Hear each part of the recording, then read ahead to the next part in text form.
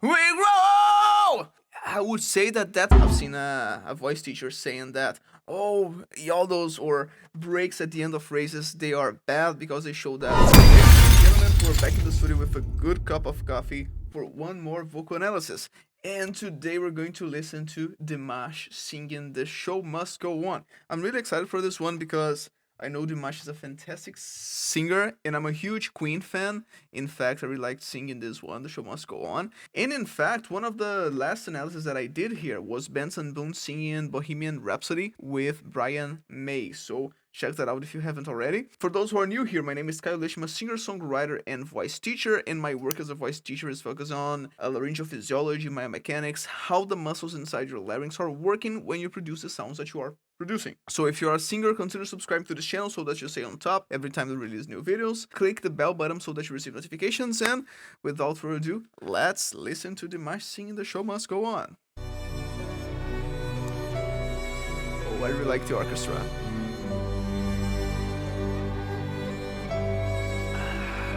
So beautiful.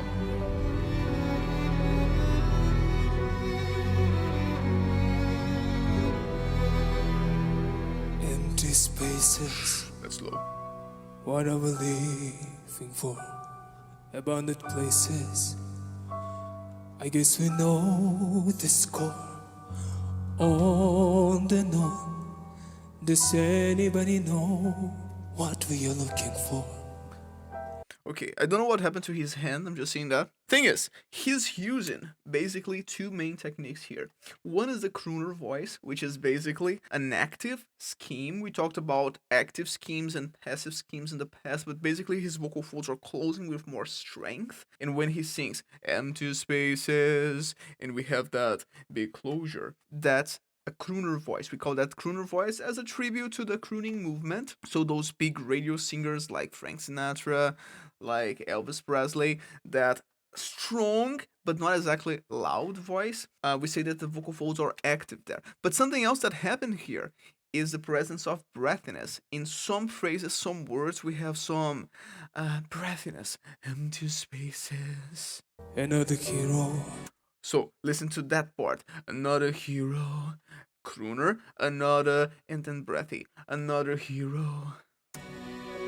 Another way to describe behind the curtains. Behind the curtains. So active vocal folds, and then let's go into a breathy, crooner to breathy in terms of vocal schemes, in terms of physiology, active vocal folds, and then he goes into passive vocal folds with a small opening. Well, we have a couple of muscles inside the larynx called posterior cricoidnoid muscles, and they are responsible for opening the vocal folds. Whenever we want to breathe, they are working, and we use those muscles for one. Vocal distortions, if I want to sing with vocal distortions. If I want to sing with a vocal distortion, a scream, then I'm using those muscles. And two, when we want to use breathiness. So we have those guys working quite well here. In the pantomime, hold the line. Lord. Also, something that he's really into is the laryngeal vibrato. Ah, ah. We have the vocal folds here, adjusting the pitch, but then he's letting go just a little bit, and he returns to the note. High. Does anybody want to take it anymore? More space. Show must go on. Show must go on. Inside my heart is breaking. My makeup may be flaking, but my smile still stays on. Still stays on. Well, when he's going for that sweet and soft sound, we call that a Gregorian voice. It's a tribute to the Gregorian chant, the kind of singing that they would use. So we have passive vocal folds. Show must go on, show must go on. And for this case here, he's also narrowing a bit the vocal tract. He's going for a bit less space. Sometimes he uses a lot of space to sound more operatic. Sometimes he narrows a bit the space to sound a bit brighter. Whatever happens. Okay, this here was all active, but he starts with a narrowed space, more nasal, more, well, brighter. And then he opens. I leave it all to chance. I leave it all to chance. I leave it all to chance. He's controlling the soft palate. He's raising the soft palate, lowering a bit the larynx as he's going into the phrase. And yeah, we have a lot of dynamics here. That's the reason why I really like Dimash. Lots of colors, lots of vocal schemes happening. Another courage. No. Yodel. Another first romance on the north. Does anybody know what we are looking for? Another hero, another mind described behind the curtain in the pantomime on the line. Does anybody want to take it anymore? I think he's going really high right now. I'm foreseeing it. Show must go on. No, not at this point. Just active. So he's singing with his vocal folds active right now. He's singing a high C here, which is not exactly, well, considering that we are listening to Dimash, I was expecting to be a bit higher. Shamas! His vocal folds are active, so we call this, in terms of vocal schemes, we call that a warm voice. Take it anymore. Show must go on. Shamas go on! His vocal folds are active. That's well, the reason why we call it a warm voice is it's basically the same physiological adjustment as you would use in an everyday situation as a regular behavior to warn someone about something. Imagine that you're walking down the street, you see someone crossing the street, and you want to let them know that the car is coming. Then just yell, "Oh, someone's going!" Now, it's not exactly free of challenges when it comes to physiology. Even though we do see this behavior in everyday life, the muscles inside the larynx need to be worked on for you to be able to do that. So the vocal folds need to be flexible enough to reach those notes at the first place. We also need the CTs, who are the guys responsible for stretching the vocal folds, to be strong so that they can stretch the vocal folds. They need to be even stronger when it comes to a warm voice because the vocal folds are active. And now the CTs need to be putting vocal folds that are heavier because they are full of blood. We have more muscle mass mobilized inside the vocal folds. Hence, they become heavier. The CTs need to be stronger. And the muscles in the posterior third of your larynx, so we call those the firming muscles, the arytenoid muscles, the transverse and the oblique arytenoids, and also the lateral cricoarytenoid muscles, they need to embrace the vocal folds strong so that you don't have a vocal break, a voice crack. And that's the reason why the warm voice might be challenging sometimes. But he's doing a great job here, and not only showing that control doing the warm voice, but also applying ornaments on top of that, because we're hearing some vibrato there as well.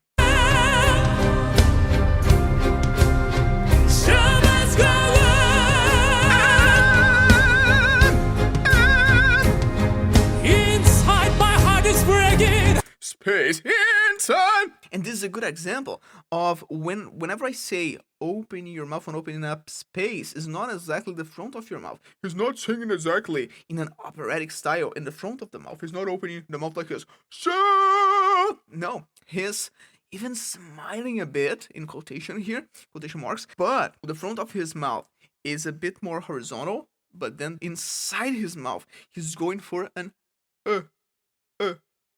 sound, the schwa vowel, as in support. Must go on! And that ensures that we have the forming muscles inside the larynx working a lot. My God, maybe plaguing, but my smile. Smile! I really like that yodel at the end of some phrases. It shows, well, to me at least. I brought this discussion on Instagram once because I've seen a voice teacher saying that, oh, yodels or breaks at the end of phrases, they are bad because they show that the singer is not as skilled or as controlled with their voice. And I think the opposite. I think that when you're able to sing strong, sing with an active tone, and then at the end you're able to let go. It shows that you're able to control and coordinate well the muscles. You are engaging more, and then you relax a bit, and then you play around with that as a matter of style. Of course, we don't want the singers to be stuck to only one way of finishing phrases. So if that's something that happens at the end of every single phrase, we might look into other ornaments or techniques to end phrases with, but I really like it. I think that it's a great way to finish up a phrase. That's another thing about voice. When you think about what's good, what's not, what's beautiful, what's not, a lot of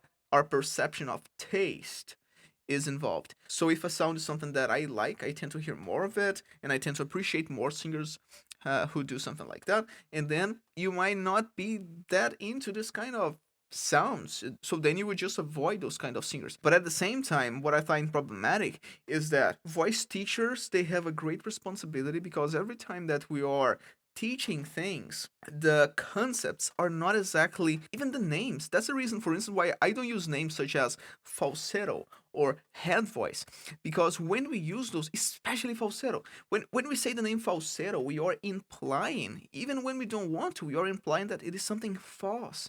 It's something that's not as worthy. And because of that, I see that concepts can be quite harmful when we are teaching voice. And again, I see that we as voice teachers, vocal coaches, we have a big responsibility, because every time that we say that something is wrong, that something is showing a lack of control, that something is showing that a singer is not as good, that something will damage your voice, every time that we say that, we might be creating in a lot of singers aversion for that kind of vocal behavior. So at the moment that I come here, if I say that, oh, yodels at the end of phrases,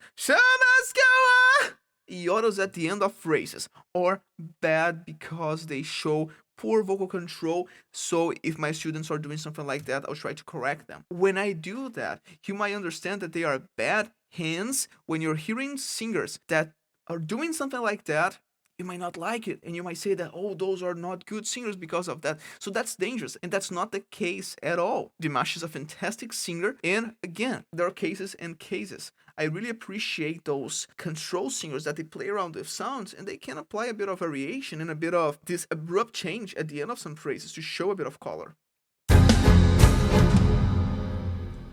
Still stands on.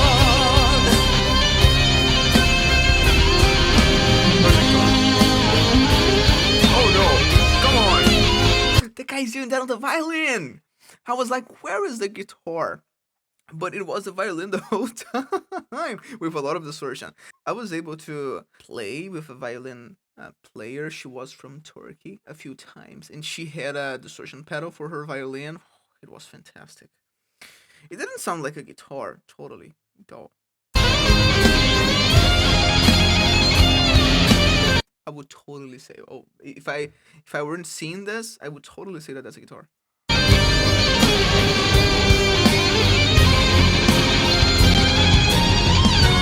My soul is painted like the wings of butterflies. Fairy tales of yesterday, recall but never. Whoa! What do we have here? Butterflies, butterflies. Fairy tales of yesterday, recall. We grow. Lies, fairy tales of yesterday, recall. We grow. We grow. I would say that that's a mixed distortion. We have a bit of a glottic distortion there. I would say that we have the arytenoid cartilages doing the but we also have something above the vocal folds, a bit of maybe a bit of the corniculate cartilages, maybe a bit of the vestibular folds. Lies, fairy tales of yesterday, recall. We grow. Fairy tales of yesterday, recall. We grow.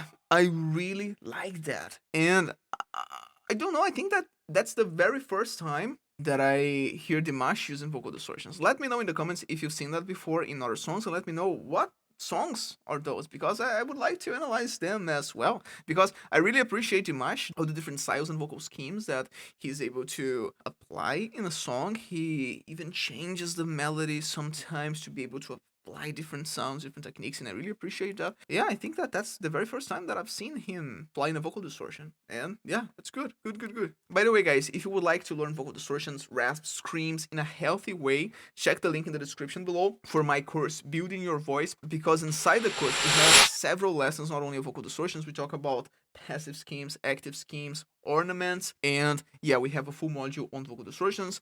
As well, we have a vocal exercise library with several exercises for you to practice, and we have a module on music theory for singers. So check it out, link in the description below. Let's keep going.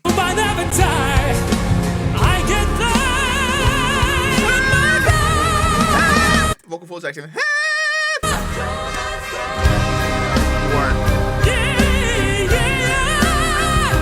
I really like the way that he's playing with his soft palate. Yeah, yeah, yeah, yeah,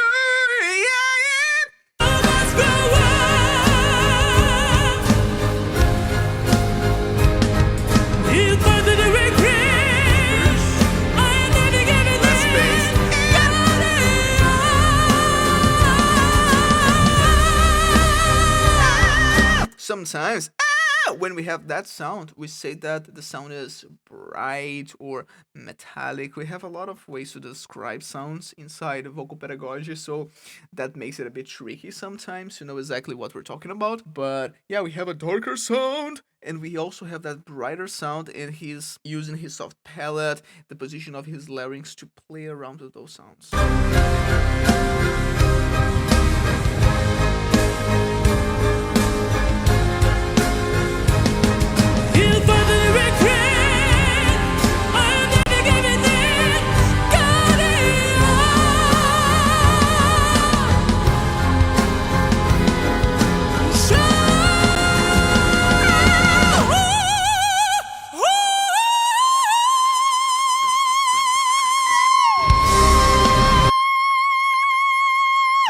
Passive vocal folds through those final notes. That's a Gregorian voice. And that's a C6, right? It's quite high.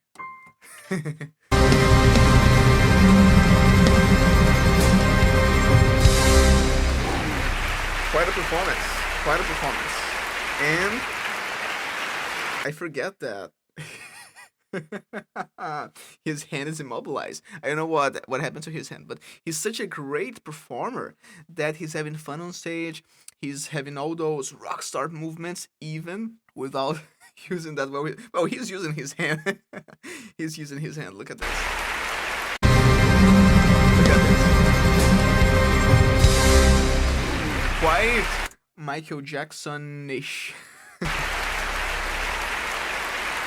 Fantastic. Well, that's it, guys. We heard Dimash singing The Show Must Go On. I hope you like these discussions on vocal technique, vocal physiology. I hope that you can take something away of it. And if you do, please consider subscribing to the channel so that you stay on top. I'm always releasing answers like this. I'm always uploading instructional videos to teach you some specific vocal techniques, singing tips, vocal exercises. Also videos of me singing because I'm a singer as well. I'm a singer-songwriter. I have an original song coming out soon. Yeah, if you're into this kind of content, again, click the bell. That helps me a lot with the algorithm. Leave your comment. Tell me which of these techniques you already use in your own singing, which of them you would like to learn, what songs would you like me to analyze next. And if you want to improve your own voice, learn all of these techniques and more, check out the course Building Your Voice, link in the description. All of the lessons are with me, over 30 lessons on a whole bunch of different vocal techniques, how to apply them. We have lessons on how to create vocal exercises. We have a bunch of ready to use vocal exercises in there, vocal workouts for all of these techniques. We have a whole module on vocal distortions for you to practice them in a healthy way, and we also have an extra module on music theory for singers. Alright, so check that out. I'll see you in the next video, and remember, if your concepts cannot be seen in the real world, they must change and not the world.